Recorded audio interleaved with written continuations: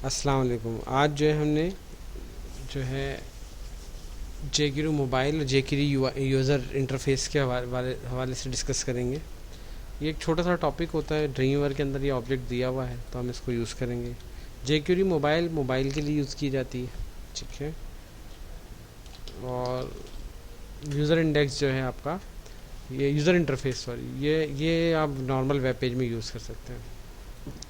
Design mode में आऊँगा। सबसे पहले जेक्यूरी मोबाइल पे जब मैं क्लिक करूँगा, किसी भी टूल पे क्लिक करूँगा तो वो कहेगा कि जो है ना आपको सबसे पहले जेक्यूरी मोबाइल व पेज इंसर्ट करना पड़ेगा। क्या तरीका है, ये पेज दिया हुआ है, आपने इस पेज पे क्लिक किया और ओके कर दिया, ठीक है भाई। सेव किया, पेज पे हेडर फुटर दोनों चाहिए, बिल्कुल चाहिए, ले लो, कोई मसला नहीं। सेव किया मैंने और इसको सिर्फ मैं प्रीव्यू करता हूँ F12 से, तो मेरे पास कुछ इस तरह का प्रीव्यू आ गया जैसे मोबाइल के अंदर दिखता है, ठीक है। ये वेब पेज या पेज जो डिज़ाइन हो रहा है, कंटेंट इसका मोबाइल के हवाले से हो रहा है। यहाँ पे आते हैं लिस्ट व्यू में। लिस्ट ऑन ऑर्डर लिस्ट भी होती है, ऑर्डर लिस्ट भी होती है, जो आप लेना चाहो ले सकते हो। आपके पास इस तरह से ऑब्जेक्ट शो होगा। यहाँ पे बटन्स दिए हुए, बटन को आप बटन के तौर पे क्लिक करेंगे और जो है इसके मल्टीपल ऑप्शंस हैं, तो सबको हम पढ़ते हैं वन बाय वन। इसमें मैं अगर इंसर्ट यूज़ करता हूँ तो इंसर्ट, बल्कि मैं सारी चीज़ें एक साथ ही यूज़ कर लेता हूँ, तो सबके बारे में बताऊंगा क्या क्या चीज़ कैसी हैं और चेक लगा देते हैं, ठीक है, डन। अब देखें, एक चीज़ है इसमें डिटेल, ऑब्जेक्ट के साथ डिटेल आ रही है, प्लस या साइड ऑब्जेक्ट है, यहाँ पे कुछ भी लिख सकते हैं। ये बबल्स हैं, इस बबल्स में आप कोई भी नंबर जनरेट करवा सकते हैं, पता होता है ना कितने मैसेज हैं उसके लिए। और ये टिक बटन है, ये आपका किस तरह से बटन है, ये भी बटन है, ये भी बटन है, दोनों को एज अ बटन यूज़ किया जा सकता है, ठीक है। तो ये नॉर्मल जेक्यूरी पेज के लिए यूज़, यानी मोबाइल के लिए बनाए जाते हैं, तो नॉर्मल है, इसको बना डिज़ाइन कर सकते हैं। और जब हम मोबाइल एप्लीकेशन को डिज़ाइन करने जाएंगे तो वहाँ पे काम आते हैं, ठीक है। फिर उसके बाद है ग्रिड लेआउट। ग्रिड लेआउट में आपसे पूछता है कितनी रो कितने कॉलम, तो आप यहाँ पे ग्रिड लेआउट एक ले लेते हैं और जब इसे सेव करेंगे तो आपके पास यहाँ पे इस तरह से ग्रिड बन जाएगा। और उस ग्रिड के अंदर आप जो भी चीज़ रखना चाहें, सेट करना चाहें, कर सकते हैं। अच्छा, किसी ग्रिड लेआउट को आप CSS का स्टाइल भी दे सकते हैं। मैंने कहा मुझे ये वाला स्टाइल चाहिए, तो सेव करता हूँ और मेरे पास ग्रिड लेआउट थोड़ा सा डिफरेंट हो गया, इस तरह से आ गया, ठीक है। जैसा आपको चाहिए आप उस चीज़ को वैसे डिज़ाइन कर सकते हो। कंट्रोल Z करता हूँ ताकि वापस पहले जैसा हो जाए। अच्छा, फिर हम यहाँ पर आएंगे। अगला ऑप्शन जो है ये है आपका क्लॉप्सिबल ब्लॉक। क्लॉप्सिबल ब्लॉक एक ब्लॉक या बॉक्स होता है जिसमें हम प्लस का बटन दबाएंगे तो ये ओपन होगा, जिसमें कोई डिटेल लिख दें और प्लस का बटन दबा के क्लोज़ कर दें। ये वेब पेज को इंटरेक्टिव बनाने के यूज़ किया जाता है। आप हेडिंग के लिए आप यहाँ पे कुछ भी लिख दें, जैसे आपने कहा यहाँ पे लिखे पेज डिटेल, ठीक है, पेज डिटेल लिख दिया आपने। और उसके बाद आपने इस कंटेंट वाले पोर्शन में आपने कुछ भी पेस्ट कर दिया, ठीक है, ओके डन। अब जब आप इस पर क्लिक करेंगे तो ये आपके पास इस तरह से खुल जाएगा, ठीक है। और जब इसको खोलेंगे ये खुलेगा, इसको खोलेंगे ये खुलेगा। ये सिर्फ मोबाइल की हद तक ही है, तो हम इसके लिए यहाँ पे यूज़र इंटरफेस में भी ये दिया हुआ होता है। अभी हम यूज़र इंटरफेस में भी डिस्कस करेंगे इसको। तो अब हम आते हैं यहाँ पे, अगला ऑप्शन है। अब यहाँ पे फॉर्म फील्ड्स आ गई। मोबाइल के अंदर फॉर्म फील्ड थोड़ी इंटरेक्टिव होती हैं, जैसे कि ये है टेक्स्ट फील्ड, और मैं इसको सेव करता हूँ। सेव करके यहाँ आऊँगा तो आपके पास टेक्स्ट की एक पूरी कंप्लीट फील्ड आ गई। जितनी भी स्पेस होगी, अगर आपका टेबल छोटा है तो ये फील्ड छोटी बनेगी, अगर फिर टेबल बड़ा है तो फील्ड बड़ी बनेगी। हाँ, बाकी कोडिंग जो है वो आपको बैकएंड पे PHP की करनी है, फ्रंट पे HTML डिज़ाइन करना है। ये सिर्फ आपको इंटरफेस देगा, आप जो भी डाटा लिखेंगे उस तरह से डाटा लिखा हुआ आएगा। जब सेलेक्ट करता हूँ तो ये हाईलाइट होता है बाय डिफ़ॉल्ट। ये इसका CSS और JQuery इस पर डिफाइन हुई हुई है। पासवर्ड फील्ड है, ये भी सेम काम करती है। पासवर्ड फील्ड के बाद यहाँ पे है टेक्स्ट एरिया। टेक्स्ट एरिया भी ले लिया हमने। अच्छा, टेक्स्ट एरिया ऊपर आ गया, कोई मसला नहीं, हम टेक्स्ट एरिया में आएंगे, यहाँ हम लिखते चले जाएंगे, टेक्स्ट एरिया बड़ा होता जाएगा, ठीक है। ये स्क्रॉलिंग नहीं होती इसमें, बेसिकली इसका साइज़ बढ़ता जाएगा। हाँ, बाकी ये कि कम ज़्यादा कर लें, कोई मसला नहीं, जैसा करना है कर लें, कोई इशू नहीं है, स्क्रॉलिंग रख सकते हैं। साथ ही साथ पासवर्ड फील्ड में आप रखेंगे डेटा स्टाइलिंग की सूरत में नज़र आता है, जैसा पिछली क्लास में किया था। फॉर्म टैग जो पढ़ा था, फॉर्म की फील्ड्स हैं बेसिकली। सेलेक्ट मेन्यू,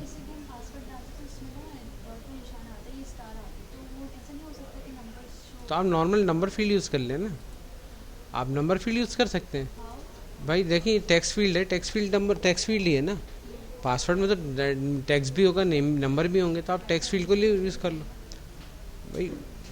आप यहाँ पे क्लिक करें, ये टेक्स्ट फील्ड, आप टेक्स्ट फील्ड ले लो। आपने इसका बैकएंड पे नाम जो भी रखेंगे प्रोग्रामिंग में, वो नाम एज अ पासवर्ड यूज़ कर लो भाई। ये देखो, ये आपका टेक्स्ट इनपुट है ना, आप कुछ भी लिख लो इसमें, आप यही चाह रही है ना। और पासवर्ड सिक्योर होता है, किसी को नज़र नहीं आता, कॉपी नहीं कर सकता कोई। अगर कोई कहे कि आपने पासवर्ड लिख दिया कॉपी कर लूँगा, तो यहाँ कॉपी का ऑप्शन ही नहीं आता। जबकि ये सिंपल टेक्स्ट पे कॉपी का ऑप्शन आएगा, कॉपी कट पेस्ट डिलीट जो भी है। अच्छा, ये देखिए चेक बॉक्सेस है, थोड़े से अच्छे स्टाइल में डिज़ाइन हुए हैं। और चेक बॉक्सेस हॉरिजेंटल भी होते हैं। चेक बॉक्सेस एक से ज़्यादा सिलेक्शन के लिए यूज़ किए जाते हैं या अच्छा, ये हॉरिजेंटल चेक बॉक्स हो गए। इसी तरह एक होता है रेडियो बटन, दोनों ले लेता हूँ, अप्लाई करता हूँ, फिर उसके बाद बताऊँगा दोनों का इम्पैक्ट।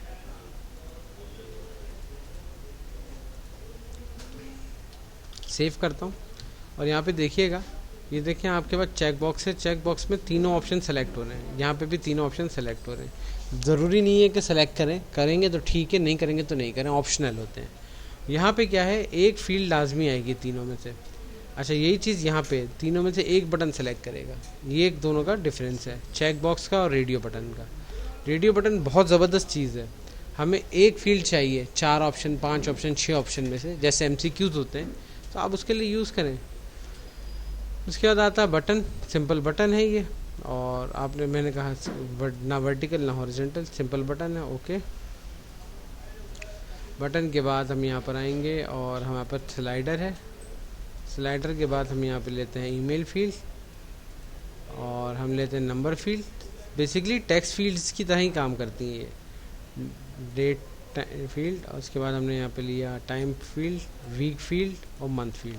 ठीक है, ये सारे हमने टूल एक ही दफ़ा में ले लिए। जैसे हमने फॉर्म में चीज़ें डिफाइन की थी वैसे ही आएंगी। बटन ये रहा सिंपल। स्लाइडर क्या है, मैं इसको स्लाइड करूँगा तो यहाँ पे इसकी वैल्यू शो करता है। अच्छा, ऑप्शन जो है एक आता है और यहाँ पे मैं ईमेल फील्ड लिख सकता हूँ। मंथ के लिए मैं यहाँ पे क्लिक करके मंथ ले सकता हूँ। वीक लेना है तो मैं यहाँ पे क्लिक करके वीक ले लूँगा। और उसके बाद जो है डेट और टाइम मैं हाथ से डाल सकता हूँ। यहाँ मैं सिर्फ डेट ले सकता हूँ। डिफरेंट टाइप की फील्ड हैं, ज़रूरत के हिसाब से ज़रूरत पड़ती है। अभी आपने जो इंटरफेस देखा था ERP का, उस ERP के इंटरफेस के अंदर मल्टीपल फील्ड यूज हुई है, सारी फील्ड मौजूद है, तो तभी तो काम हो रहा है। आसान नहीं होता।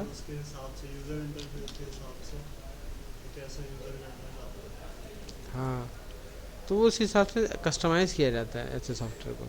ठीक है, jQuery यूज़र इंडेक्स ख़त्म हो गया, सॉरी मोबाइल ख़त्म हो गया। अब हम नए फाइल पे आते हैं और यहाँ पे हम लेते हैं HTML, सेव करते हैं, jQuery 1 कर देंगे। UI है बेसिकली ये। यूज़र इंडेक्स पे आएंगे तो यहाँ पे सबसे पहले मेरे पास क्लॉप्सिबल पैनल। अच्छा, क्लॉप्सिबल पैनल ऐसे लूँगा तो वो पूरे वेब पेज पे आएगा। और अगर मैं कोई टेबल लेके लेता हूँ, जैसे मैंने HTML में गया और यहाँ पे एक टेबल ले लेते हैं, मैंने कहा 2 रो 2 कॉलम का एक टेबल चाहिए 600 पिक्सल में। ठीक है, मैंने फिर इसके बाद इसको कर दिया 300 बाय 300, यानी 300 इसकी विड्थ भी है और 300 इसकी हाइट भी है। ठीक है, ओके। और टेबल को अलाइन कर देंगे सेंटर से। इधर आ गया। इधर आने के बाद मैंने यहाँ पे यूज़र इंटरफेस, jQuery और क्लॉप्सिबल पैनल ये ले लिया। इस सेक्शन में आऊँगा, यहाँ पे मैं लूँगा टैब। अच्छा, टैब आ गया मेरा। इस सेक्शन में आऊँगा, मैं लूँगा कैलेंडर और रुक जाता हूँ थोड़ी देर के लिए। सेव किया मैंने। देखिए, ये कुछ यानी रिलेटेड फाइल होती है जो ऑटोमेटिकली जनरेट करता है। और मैं यहाँ पर आऊँगा। अब देखिए यहाँ पे ये मेरे पास स्लाइडर स्लाइड कर रहा है। बेसिकली अगर आपके यहाँ पे सवाल है, आपने सब क्वेश्चन 1 क्वेश्चन 2 क्वेश्चन 3 है, आपने क्लिक किया उसके नीचे डिटेल आ गई, इस पर क्लिक किया क्वेश्चन 2 की डिटेल आ गई, इस पर क्लिक किया क्वेश्चन 3 की डिटेल आ गई। और ज़रूरी नहीं है कि यही हो, आप कोई किसी और प्रोस्पेक्टिव में रख सकते हैं, किसी अबाउट अस में। अब जैसे आपकी कंपनी के 4 डायरेक्टर हैं, डायरेक्टर 1 का मैसेज सबसे टॉप पे, डायरेक्टर 2 का उसके नीचे, 3 का उसके 4 का, कम जगह पे एक सारे मैसेज आ गए।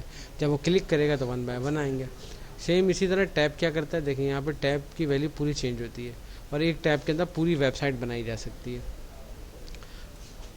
तो ये है आपका कैलेंडर फील्ड। आपने क्लिक किया कैलेंडर शो होगा और आपने यहाँ पे कैलेंडर सेलेक्ट कर लेना है। ठीक है, उसके बाद आप यहाँ पे आते हैं मज़ीद किसी फील्ड के लिए, तो वो है आपका प्रोग्रेसिव बार, प्रोग्रेसिव बार के बाद हम यहाँ पे लेंगे आपको ऑटो कंप्लीट। ठीक है, सेव किया मैंने और इसको सेव कर दें। प्रोग्रेसिव बार में मैं यहाँ पे आऊँगा तो अभी प्रोग्रेसिव बार इसलिए नहीं चल रही कि इसके ऊपर कोई स्क्रिप्ट नहीं लगा हुआ। ऑटो कंप्लीट क्या होता है कि जब मैं कोई चीज़ लिखने जाऊँगा तो वो मेरी लिस्ट में से कोई डाटा उठाएगा। अब लिस्ट में से डाटा उठाए तो कैसे उठाएगा वो, यहाँ पे मुझे सोर्स लिस्ट देनी पड़ेगी। यहाँ पे एक टेक्स्ट फाइल में डाटा दिखेंगे तो आएगा। मैं अभी उठा लेता हूँ डाटा, तो मैं आप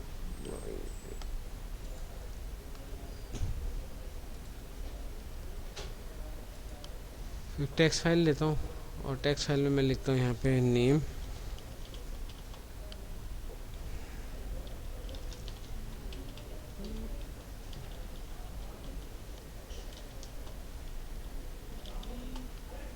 तीन नाम ले लिए मैंने और मैं यहाँ पे जाता हूँ और यहाँ पे मैंने लिखा ए। अच्छा, इससे पहले इसको लिंक करा दूँ। अच्छा, ये मैं फर्स्ट टाइम कर रहा हूँ, मे भी काम करता नहीं करता, देखते, करना तो चाहिए इसको। जैसन की फ़ाइल चाहिए इसको, टेक्स्ट फाइल नहीं, जैसन फाइल चाहिए। जैसन फाइल में तो पूरा रूट डिफाइन होता है, जेएस फाइल जो है। खैर कोई मसला नहीं, कोई इतने मसले की बात नहीं है, कर लेंगे। फिर आपके पास यहाँ पे आ जाता है ऑटो कंप्लीट के बाद स्लाइडर आ गया। स्लाइडर के बाद आपके पास यहाँ पर आ जाएगा अब बटन आ गया। ये हैं तो HTML की फील्ड्स, सॉरी वो फॉर्म टैग वाली, और इसमें क्या देखें, ये आपका स्लाइडर है लेकिन यहाँ नंबर नहीं आते और यहाँ पे नंबरिंग शो भी नहीं करता। अच्छा, ये बटन है, बटन क्लिक कर सकते हैं और बटन ऑन सेट बटन्स की तरह तीन आ गए, 1 2 3, ये नॉर्मल बटन की तरह है। फिर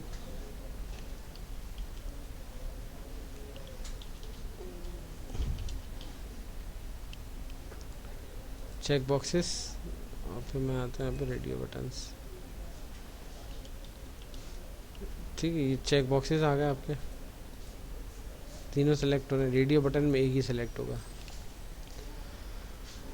तो ये एक अच्छी चीज़ है, पेज को थोड़ा अच्छा बना देती है। इसमें सबसे क्लॉप्सिबल ब्लॉक अच्छा है, ये आपका टैब अच्छा है। मैं यहाँ पर आता हूँ बॉटम में, इस जगह आ गया। इस जगह आने के बाद मैंने यहाँ पे ये टैब इंसर्ट किया। ठीक है, इस टैब के अंदर मैं पिक्चर गैलरी बना सकता हूँ। यहाँ पिक्चर 1 2 3 लिख दूँगा और सिंपल मैं यहाँ पे उसका कंटेंट में पेस्ट कर दूँगा डाटा। आपका पिछली क्लास में मैंने एक फ़ाइल बनाई थी इंडेक्स के नाम से। ठीक है, तो इसके कोड में जाता हूँ और मैं फ़िलहाल बॉडी से लेके, ठीक है, एंड तक सारा डाटा कॉपी कर लेता हूँ। बॉडी से बॉडी के बाद टेबल से स्टार्ट किया और टेबल से पहले क्लोज कर दिया। ये डाटा लिया मैंने यहाँ पे और इसमें यहाँ पे जो टेक्स्ट वाली जगह है, मैंने यहाँ पे अपनी पहचान के लिए www लिखा 2 दफ़ा और यहाँ पे क्लिक करके व्यू कोड स्प्लिट कोड किया तो ये देखें www आ रहा है, कंटेंट का पार्ट। यहाँ पे मैंने इंटर किया और यहाँ पे पूरा का पूरा मैंने वेब पेज पेस्ट कर दिया। अब क्या होगा, अब यहाँ पे देखें आपका पूरा वेब पेज यहाँ आ गया। अब जब आप यहाँ पे क्लिक करेंगे टैब 2 खुलेगा, टैब 2 में कुछ नहीं, टैब 3 खुलेगा कुछ नहीं, 4 खुलेगा, वापस वही आ जाएगा। तो पूरी वेबसाइट बन सकती है इससे, पूरी वेबसाइट एक ही पेज पे बना दी आपने। तो ये ज़बरदस्त काम है। लिंक्स वगैरह अगर आपके स्ट्रॉन्ग नहीं है, हाइपर लिंक लगाना नहीं आ रहा, कोई प्रॉब्लम है, तो आप इसको यूज़ कर सकते हो। ये बहुत अच्छी चीज़ है। अच्छा, अब हम स्टार्ट करेंगे CSS। तो CSS के बारे में बताता चलूँ। CSS वेब की फॉर्मेटिंग लैंग्वेज है। ठीक है,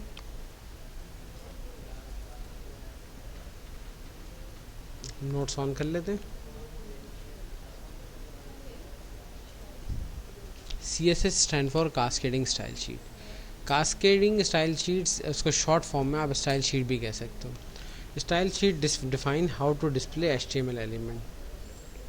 ठीक है, HTML एलिमेंट किस तरह से नज़र आए। देखो, एक तो HTML वेबसाइट बनाते हो वो तो नज़र आ ही रही है, लेकिन फॉर्मेटिंग कर देंगे तो अच्छी नज़र आएगी।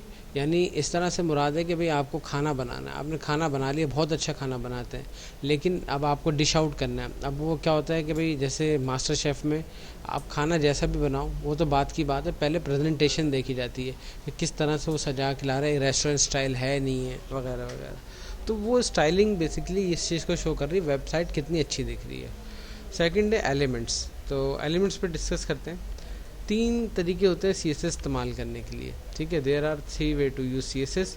नंबर 1 होता है internal style sheet. Internal style sheet क्या होता है, जैसे हम पिछली क्लासेस में पढ़ते आ रहे हैं, मैं एक एग्जांपल दे देता हूँ यहाँ पे।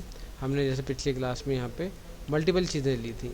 हेड के अंदर एक टैग खुलता है और स्टाइल का टैग हेड के अंदर खोलेंगे और उसके अंदर पूरा CSS का फॉर्मेटिंग लिख देंगे और हेड के टैग को से पहले स्टाइल के टैग को क्लोज कर देंगे।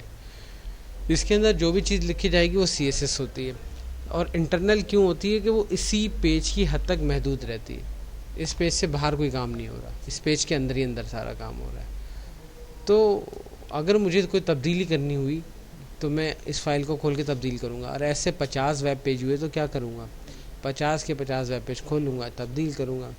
अच्छा, किसी फ्लैट में जाते हैं। फ्लैट में क्या होता है, पानी की टंकी सबकी अलग नहीं होती, एक ही जनरल टंकी होती है, उस टंकी से सब में कनेक्टेड होता है। अब उस टंकी में जो अगर कोई छिपकली मर गई तो ख़राब स्मेल वाला पानी पूरे फ्लैट में आएगा।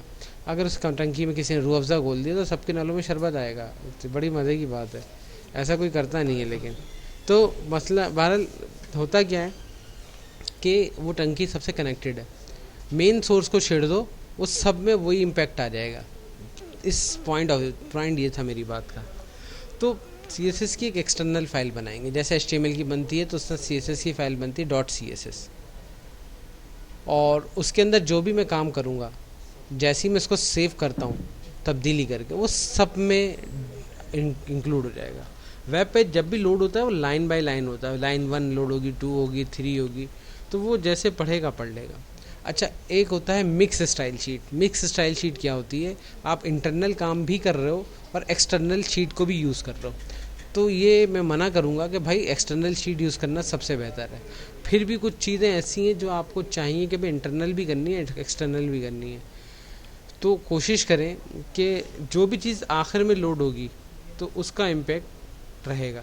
हाँ, अगर इंटरनल आप कोई और टैग को यूज़ कर रहे हो, कोई और प्रॉपर्टी को यूज़ कर रहे हो, और एक्सटर्नल आप किसी और प्रॉपर्टी पे काम कर रहे हो, तो वो दोनों मिल के नज़र आएंगी। अभी इसकी एक एग्जांपल करेंगे इंशाल्लाह, तो वो भी आपको एक अच्छी सी चीज़ नज़र आएगी। और एक्सटर्नल स्टाइल शीट भी बनाएंगे और उस पर काम भी करेंगे। इनलाइन शीट क्या होती है कि भाई जहाँ पे आपने काम करना है, आपने एक मखसूस ऑब्जेक्ट सेलेक्ट किया, वहाँ पे स्पैन का टैग खोला, स्पैन के टैग में आपने CSS का स्टाइल डिफ़ाइन किया, ख़त्म किया, डन कर दिया, वो चलना शुरू हो जाएगा। तो वो भी हम करेंगे इंशाल्लाह, ठीक है। अब हम आते हैं अपनी डेफिनेशन फ़ाइल पे। डेफिनेशन फ़ाइल कहती है जनाब कि हाँ, CSS is the language we use to style a web page. CSS वो ज़बान है जिसमें वेब पेज को स्टाइल करने के लिए यूज़ करते हैं। CSS stand for cascading style sheets. ये 3 वर्ड से मिलके बना है, जिसे कहते हैं कास्केडिंग स्टाइल शीट। ये चीज़ें मैं इसलिए दोहरा रहा हूँ कि आपको टेस्ट के अंदर ऐसे सवाल पूछे जाएंगे, और आप जब टेस्ट देंगे तो टेस्ट में आपको ये चीज़ें अगर नहीं आई तो पढ़ने का मेन मकसद ही नहीं रहा कि जिस लैंग्वेज को पढ़ना है उसका नाम ही नहीं पता, तो ये भी मुश्किल हो जाएगी ना। CSS describe how HTML element are to be display on screen, on paper, on media. यानी HTML के जो टैग्स हैं वो किस तरह से नज़र आएँ। प्रॉब्लम क्या आती है कि HTML एलिमेंट्स की जो फ्लेक्सिबिलिटी है वो लिमिटेड होती है। अच्छा, मार्कअप टैग के अंदर मैं एट्रीब्यूट लिखता हूँ तो कन्फ्यूजन क्रिएट होती है। कन्फ्यूजन यूँ क्रिएट होती है कि भाई मैं उसके अंदर कोड लिखता जा रहा हूँ, जैसे मैंने बॉडी टैग लिख दिया, top margin, right margin, left margin, bottom margin, background picture, इतनी सारी चीज़ें मैंने बॉडी में डाल दी, तो बॉडी पहले उस लाइन को एग्जीक्यूट करेगी, फिर अगली लाइन पे जाएगी, तो प्रॉब्लम होने के चांसेस बढ़ जाते हैं। ऐसी सूरत में हम क्या करते हैं कि जो है इसको हम उस कंट्रोल करते हैं। फिर हम आते हैं यहाँ पे CSS का रूल क्या है। देखिए, हर लैंग्वेज को बोलने का, लिखने का, पढ़ने का रूल होता है, कोई ना कोई रूल तो है। तो CSS का रूल यहाँ पे क्या है, सेलेक्टर और आपका है डिक्लेरेशन। अच्छा, सेलेक्टर्स क्या होते हैं, 3 तरह के सिलेक्टर होते हैं, जिसमें से आप एक HTML मार्कअप टैग कह सकते हैं, HTML सेलेक्टर कह सकते हैं, HTML एलिमेंट कह सकते हैं, कई नाम है इसके, जिस भी नाम से पुकारें वो कोई इशू नहीं है। HTML वर्ड जोड़ देंगे तो HTML के मार्कअप टैग की बात हो रही है। सेकंड बात वो करता है यहाँ पे यूज़र डिफाइन क्लास।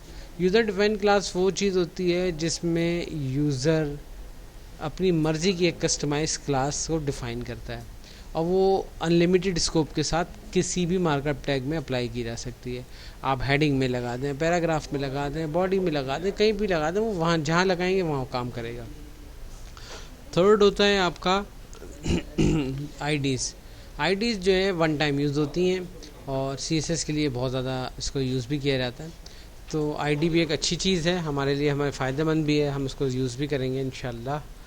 तो इसके हवाले से हम काम करेंगे। तो ये इसका तरीकाकार क्या है, सेलेक्टर लिखा जाता है, फिर कर्ली ब्रैकेट के बिटवीन प्रॉपर्टी डिफाइन की जाती है। अच्छा, जैसे हेडिंग 1 में एक टैक्सेबल ऑब्जेक्ट है, यानी हेडिंग 1 में टैक्स ही लिखा जाता है ना हेडिंग में, H1 में। तो मैं H1 लिखूँगा, कर्ली ब्रैकेट में मैंने कहा उसकी हेडिंग का कलर ब्लू हो जाए, तो कलर कॉलन ब्लू। अच्छा, पहली प्रॉपर्टी ख़त्म करने के लिए सेमी कॉलन लगाना ज़रूरी है। Most of the programming language use semi colon to close the property. तो ये हेडिंग ही तो बात हो रही है। जी हाँ, ये हेडिंग की बात हो रही है। H1 हेडिंग है, मैं यहाँ पे HTML मार्कअप टैग की बात कर रहा हूँ। अब HTML में हम एंगल ब्रैकेट के बिटवीन इसको लिखते थे, लेकिन यहाँ पे क्या है कि हम डायरेक्ट इसको CSS में डायरेक्ट डिफाइन करेंगे। ऑटोमेटिकली जिस पेज को मैं कनेक्ट करूँगा उस पेज में जितनी भी हेडिंग होंगी उस सब के ऊपर ये इम्पैक्ट ऑटोमेटिकली आ जाएगा। तो यहाँ पे हमें दो चीज़ों का ख्याल रखना पड़ता है। अगर मेरे वेब पेज में बहुत सारे जो है अपना क्या कह सकते हैं कि हमारे पास वो हेडिंग है या पैराग्राफ्स यूज़ हो रहे हैं या इमेज यूज़ हो रहे हैं, तो जब भी मैं स्टाइल करूँगा वो सब पे अप्लाई हो जाएंगे। अगर मुझे सब के ऊपर काम करना है तो ठीक है, लेकिन अगर मुझे कस्टमाइज़ करना है 4 हेडिंग है, 2 हेडिंग पे मैं अपनी मर्ज़ी का स्टाइल चाहता हूँ, 2 पे नहीं चाहता, तो मुझे यूज़र डिफाइन क्लास पे जाना पड़ेगा। ठीक है, तो यूज़र डिफाइन क्लास इसलिए बनाई गई कि कस्टमाइज़ काम के लिए, वरना जनरल जो आइटम है जैसे पैराग्राफ है, मैंने कहा पैराग्राफ का कलर ब्लैक कर दो, यानी इसका बैकग्राउंड कलर येलो कर दो। इस जिस वेब पेज में अगर जितने भी पैराग्राफ हो सारे ब्लू हो जाएंगे। अब क्या करें, किस तरह से कंट्रोल करें? तो उसके लिए यूज़र डिफाइन क्लास होगी। आईडी स्पेशली डिव के लिए बनाई गई है। डिव की मदद से हम वेब का स्ट्रक्चर बना सकते हैं। वेब का जो विजिबल स्ट्रक्चर है, जैसे हम टेबल से बनाते हैं, हम डिव से भी बना सकते हैं। तो आईडी के अंदर हम पूरी इसकी सेटिंग डिफाइन करते हैं, विड्थ कितनी, हाइट कितनी, फ्लेक्सिबल है नहीं है, किस पोजीशन पे इसको सेट करना है, सारी पोजीशंस लिखेंगे, वो एकदम सेट हो जाएगा। ठीक है, एक एग्जाम्पल करते हैं। समझ नहीं आ रहा, सीधी सी बात है, क्यों नहीं आ रहा? क्योंकि हमने इतना पढ़ा ही नहीं कभी, तो हम कैसे करें? अब जब थ्योरी पढ़ रहे होते हैं ना, तो बहुत सारी चीज़ें सर से उड़ रही होती हैं। हम आते हैं अपने वेब पेज पे और यहाँ पे ड्रीम वीवर का मैंने फ़ाइल ली हुई थी। मैं यहाँ पे एक नया फ़ोल्डर बनाता हूँ CSS के नाम से। ठीक है, CSS के नाम से मैंने एक फ़ोल्डर बनाया और इसमें ये सिर्फ इमेजेस का फ़ोल्डर कॉपी कर दूँगा फ़िलहाल। मुझे कुछ नहीं चाहिए, इमेजेस चाहिए बस। ठीक है, ये मेरे कुछ इमेजेस हैं जो मैं इस पेज में ले गया। ये खाली फ़ोल्डर है, इसको मैं कनेक्ट करूँगा ड्रीम वीवर से। हमारे पास ये साइड एक्टिव है, इस साइड को हम एडिट करेंगे, मैनेज करके एडिट करते हैं। ये एडिट का बटन यहाँ पे दिया हुआ है, पेंसिल से ये एडिट का सिंबल होता है बेसिकली। इस पे ब्राउज़ करेंगे, यहाँ पे ड्रीम वीवर 6 to 7 और CSS के फोल्डर के अंदर जाएंगे और सेलेक्ट कर लेंगे। ऑटोमेटिकली आपकी पूरी क्लास यहाँ पे सिलेक्ट हो गई। अब यहाँ पे देखिएगा, यहाँ पे हमारे पास सिर्फ और सिर्फ ये इमेजेस का फोल्डर आ रहा है और कुछ भी नहीं आ रहा। अभी कुछ बनाया ही नहीं। एक नई फाइल लेंगे, सिर्फ हम तरीका कैसे बनता है वो, यानी काम कैसे करता है वो देख रहे हैं आज। मैं यहाँ पे एक HTML की फ़ाइल लूँगा। ठीक है, सेव करता हूँ और सेव करने के बाद मैंने यहाँ पे लिया क्लास -1 टेस्टिंग। अच्छा, अभी मैं एक्सटर्नल काम नहीं कर रहा, मैं इंटरनल डिफ़ाइन कैसे करूँ? तो इंटरनल लाइन डिफ़ाइन करने के लिए मैं यहाँ पर आता हूँ। मैंने यहाँ पे हेड में स्टाइल का टैग ओपन किया। अच्छा, मार्कअप टैग कोशिश करें स्मॉल में लिखें। अच्छा, यहाँ CSS का टैग नहीं ओपन होगा, स्टाइल का टैग ओपन होगा। स्टाइल शीट्स होती हैं बेसिकली ना। और मैं चाहता हूँ बॉडी, मैंने यहाँ पे लिखा, बल्कि मैं सिर्फ पैराग्राफ को टारगेट करता हूँ। मैंने P लिखा और मैंने यहाँ पे कर्ली ब्रैकेट्स लिखे और मैंने कहा बैकग्राउंड कलर, बैकग्राउंड। अच्छा, यहाँ पे ऑब्जेक्ट की प्रॉपर्टीज उसके नाम के साथ मुख्तस कर दी हैं, background dash colour, background dash image, background dash size वगैरह वगैरह। अब हम यहाँ पर आएंगे और मैंने यहाँ पे ये कलर ले लिया, beige colour, light yellow type का कलर होता है। Okay, done.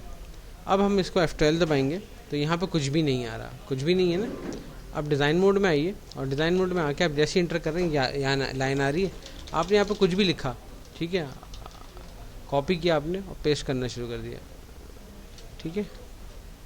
अब इस पेज पे कितने सारे आपके पास पैराग्राफ हैं। जब इंटर करते हैं ड्रीमवीवर में तो एक पैराग्राफ बनता है, आप अगर देखना चाहें तो यहाँ पे इंटर करने पे एक पैराग्राफ बन रहा होता है, सही है। अब प्रॉब्लम ये है कि मुझे सब पे थोड़ी चाहिए था, मुझे तो सिर्फ एक सबसे बड़ा जो पैराग्राफ है मैं उस पर अप्लाई करना चाहता था, ऐसा ही है ना। मैं क्या करूँ कि सबसे बड़े पैराग्राफ पे आए। तो यूज़र डिफाइन क्लास डिफाइन करेंगे, हम आएंगे कोड व्यू में और टॉप पे आने के बाद मैं यहाँ पे एक यूज़र डिफाइन क्लास लगाऊंगा। उसके लिए मैं लगाऊंगा फुल स्टॉप, अपनी मर्ज़ी का नाम दूंगा, MP कर दें माई पैराग्राफ, ठीक है, एम पैरा या कुछ भी नाम दे दें, कोई मसला नहीं। फुल स्टॉप के बाद आएगा ये, और मैंने ये स्टाइल यहाँ से कॉपी किया और यहाँ पे मैंने पेस्ट कर दिया। अब इसको यहाँ से ख़त्म कर दें, ठीक है। ख़त्म नहीं भी करें तो कोई मसला नहीं, इसको कमेंट कर दें। कमेंट क्या होता है, कमेंट पढ़ता नहीं है वो, कंपाइलर इसको छोड़ देता है। तो कमेंट ओपनिंग टैग और क्लोजिंग टैग के बिटवीन जो भी चीज़ें, वो चीज़ कंपाइलर उसको छोड़ देता है, आगे बढ़ जाता है। अब मैं यहाँ पे रिफ़्रेश करूँगा, कुछ भी फ़र्क नहीं आ रहा, ये ख़ुद अप्लाई नहीं होता, इसको करना पड़ता है। अब सबसे बड़ा पैराग्राफ कौन सा है, आप यहाँ पे गए, विजुअल अगर बाहर से करना है आपने इसको सेलेक्ट किया ये पैराग्राफ को, और यहाँ पे CSS आ रहा है, यहाँ क्लिक करेंगे, ये आ रहा है माई पैरा, ये आ गया, अप्लाई हो गया। अच्छा, ये तरीका था फ्रंट से। बैक एंड से क्या होगा, यहाँ पे गए और आपने यहाँ पे लिखा है क्लास और आपने यहाँ पे मेम पैरा, यहाँ पे सेव किया, आ गया। जी हाँ, तो बहुत मज़े की लैंग्वेज है, ठीक है। तो आज की क्लास ऑफ करते हैं इस पर, और इंशाल्लाह फिर मुलाकात होगी आप लोगों से। तैयारी करके आइएगा, CSS स्टार्ट करेंगे, ठीक है।